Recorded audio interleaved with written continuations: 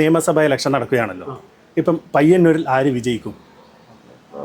നമുക്കങ്ങനെ കൃത്യം പറയാൻ പറ്റൂല. അതിപ്പോൾ UDF LDF അങ്ങനെ പറഞ്ഞിട്ട് ഒരു ശരിക്കും പറഞ്ഞ ഒരു സ്പിരിറ്റ്, അതായത് കണ്ണൂർ ജില്ലയിൽ തന്നെ ശരിക്കും പറഞ്ഞാൽ രാഷ്ട്രീയപരമായിട്ട് ശരിക്കും പറഞ്ഞ ഒരു ഭയങ്കര ഒരു സ്പിരിറ്റ് പൊതുവേ കണ്ണൂരുകാർക്കുണ്ട്. മലയാളികൾക്ക് പൊതുവേ ഉണ്ട്, കേരളക്കാർക്ക് എല്ലാവർക്കും ഉണ്ട്. അത് കണ്ണൂരുകാർക്ക് ഒരു സ്പിരിറ്റ് ലേശം അധികമാണ്. അപ്പോൾ പിന്നെ ആര് വിജയിക്കുന്നില്ല നമുക്ക് കൃത്യമായിട്ട് നമുക്ക് പ്രഡിക്റ്റ് ചെയ്യാൻ പറ്റൂല. പക്ഷെ എന്തായാലും രാഷ്ട്രീയാവേശം എന്തായാലും കൂടുതൽ ആൾക്കാർക്കുണ്ട്. അപ്പോൾ അത് ആർക്കെന്ന് നമുക്കിപ്പോൾ കൃത്യമായിട്ട് അപ്പോൾ പയ്യന്നൂർ LDF ആണല്ലോ പൊതുവെ വിജയിക്കാറ്. അപ്പം ഈ കുഞ്ഞിഷ്ടാട്ടം മത്സരിക്കുന്നുണ്ടല്ലോ, അതുകൊണ്ട് എന്തെങ്കിലും ബാധിക്കുമോ ഈ ഇലക്ഷൻ? അതിപ്പോൾ കൃത്യം പറയാൻ പറ്റൂല. അതിപ്പോൾ നമുക്കിപ്പോൾ എന്ന് പറഞ്ഞു കഴിഞ്ഞാൽ രണ്ട് ഭാഗത്ത് ഇപ്പോൾ ഈ തവണ LDFലും UDFലും എന്ന് പറഞ്ഞു കഴിഞ്ഞാൽ ശരിക്കും പറഞ്ഞാൽ അങ്ങോട്ടും ഇങ്ങോട്ടും സപ്പോർട്ട് ചെയ്യുന്ന ആൾക്കാരുണ്ട്. ഇപ്പുറം സപ്പോർട്ട് ചെയ്യുന്നവരുണ്ട്, അപ്പുറം സപ്പോർട്ട് ചെയ്യുന്നവരുണ്ട്. അപ്പോൾ ഈ LDF എന്ന് പറഞ്ഞാൽ ഇപ്പോൾ അതിനെതിരെ കുറച്ച് ആരോപണം വരുന്നുണ്ട്. അത് ശരിയോ തെറ്റോ എന്നല്ല, ഭാവിയിൽ നമുക്ക് തീരുമാനിക്കാം. നമുക്ക് അത് വിധിക്കാൻ നമ്മൾ ജഡ്ജിമാരല്ല. തുടർ ഭരണം ഉണ്ടാവുമോ? അതിപ്പോൾ കൃത്യമായിട്ട് അങ്ങനെ നമുക്ക് പറയാൻ പറ്റൂല. എങ്ങനെയാണെന്ന് നമുക്ക് കാത്തിരുന്ന് കാണാം.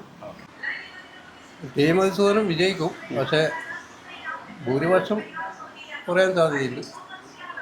എന്തുകൊണ്ട് ഭൂരിപക്ഷം കുറയുന്നത്? ഇപ്പം നടന്നുകൊണ്ടിരിക്കുന്ന പല പ്രശ്നങ്ങളും അതുകൊണ്ട് ഭൂരിപക്ഷം കുറയുന്ന പറയുന്നത്. കുറച്ച് കുറയാൻ സാധ്യതയുണ്ടെന്നും കുഞ്ഞിഷ്ടാട്ടം നിൽക്കുന്നുണ്ട്.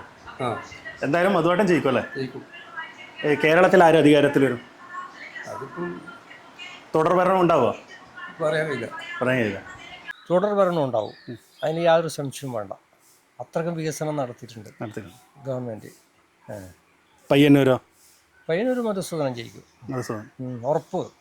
കഴിഞ്ഞ അതേ ഭൂരിപക്ഷത്തിൽ ജയിക്കും? അതിപ്പോൾ എനിക്ക് പറയാൻ പറ്റില്ല. എന്തുകൊണ്ടാ? അത് ഇന്നത്തെ സാഹചര്യം അങ്ങനെ ഉണ്ട്. ഇത് ജനങ്ങളെ മനസ്സ് വ്യക്തമായിട്ട് നമുക്ക് മനസ്സിലാക്കാൻ പറ്റുന്നില്ല. അവർ ഇതുണ്ട്. എന്തായാലും ജയിക്കും. കഴിഞ്ഞ ഭൂരിപക്ഷം ഉണ്ടാവുമെന്ന് പറയാൻ പറ്റില്ല. അല്ലാണ്ട് വിജയിക്കുന്ന ഉറപ്പന്നെ? ഉറപ്പ്. തുടർ ഭരണവും ഉണ്ടാവും? തുടർ ഭരണവും ഉണ്ടാവും, യാതൊരു സംശയമില്ല. ഇപ്പം LDF സർക്കാർ അധികാരത്തിൽ വന്ന് എന്തെല്ലാം വികസനമാണ് ചെയ്തിട്ടുള്ളത്? എന്തെല്ലാം വികസനം എന്ന് പറഞ്ഞാൽ താഴെ തട്ട് മുതൽ മേലെ വരെ എല്ലാ തലത്തിലും വികസനം നടത്തിയിട്ടുണ്ട്.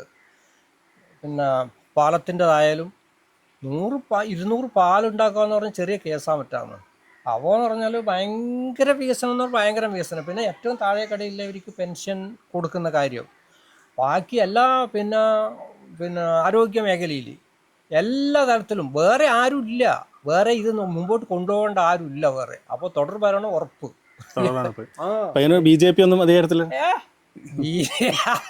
BJPക്ക് സീറ്റ് കിട്ടുക എടാ കേരളത്തിൽ? കേരളത്തിൽ ഇപ്പോൾ പറയാൻ പറ്റില്ല. അത് എന്ന് പറഞ്ഞാൽ കോൺഗ്രസും BJPയും തമ്മിൽ ഡീലിൽ പ്രകാരമായിരിക്കും. ചില സമയം 1-2 സീറ്റ് കിട്ടാൻ സാധ്യത കാണുന്നുണ്ട്. ഉണ്ട് 1-2 സീറ്റ് ഉണ്ട്. ഇവിടെ ഇപ്പോൾ എന്ന് പറഞ്ഞാൽ എന്തായാലും മധുസൂദനം ജയിക്കും. നിയമസഭാ ഇലക്ഷൻ നടക്കുകയാണല്ലോ. ഇപ്പം LDF അധികാരത്തിൽ വീണ്ടും വരുമ്പോൾ തുടർ ഭരണം ഉണ്ടാകുമോ? നമ്മളിപ്പോൾ ആരെക്കുറിച്ചും ഒരാളെ പറയുമ്പോൾ അത് രാഷ്ട്രീയ അഭിപ്രായമാവില്ല. അല്ല, നിങ്ങളെ അഭിപ്രായം പറഞ്ഞാൽ മതി. തുടർ ഭരണം ഉണ്ടാവുമോ ഇല്ലയോ? നല്ലതാണ്. ഭരണമാറ്റം നല്ലതാണ്. ഒരുപാട് ആൾക്കാരെ ഭരിക്കുമ്പോൾ തന്നെ ഒരു ഏകാധിപത്യമായി മാറും. ഭരണമാറ്റം നല്ലതാണ്. പയ്യന്നൂരത്തോ? പയ്യന്നൂർ തിരിച്ചടി ഉണ്ടാവുന്നതാണ് പൊതുവെ ഉള്ള അഭിപ്രായം. ഭൂരിപക്ഷം കുറയും എന്തായാലും. ഭൂരിപക്ഷം കുറഞ്ഞാൽ തന്നെ കുഞ്ഞിഷ്ഠൻ ജയിച്ചതിന് തുല്യമാണ്. ഇവരൊരു കുത്തക സീറ്റാണല്ല, മാറുന്നതാണ് പൊതുവെ ഉള്ള അഭിപ്രായം. ഒരു ഉൾവിളി എന്നാലും പറയുമ്പോൾ ഉള്ളാളിലൊരു സംസാരം ആയിട്ട് പുറത്ത് ശരിയായിട്ട് പറയാൻ പറ്റില്ല. ഇപ്പം ഇലക്ഷൻ നടക്കുകയാണല്ലോ, അതിനെപ്പറ്റി എന്താണ് അഭിപ്രായം? ഞാൻ ഇതിനെക്കുറിച്ച് വലിയ ധാരണയിലൊന്നും ഇല്ലാത്ത ഒരാളാണ്. അപ്പോൾ എങ്ങനെയാണ് പോകുന്നത് വെച്ചാൽ അതിൻ്റെ വഴിക്ക് പോയിക്കോളാം. ഇപ്പം പയ്യന്നൂരത്തെ കാഴ്ചപ്പാട് എങ്ങനെ? ഒന്നും പറയാൻ കഴിയില്ല. ആര് ജയിക്കുന്നു ഒന്നും പറയാൻ കഴിയില്ല. ഒന്നും പറയാൻ ഞാൻ ആളല്ല, അതുകൊണ്ടാവും. എല്ലാം ജനങ്ങൾ പറയാം.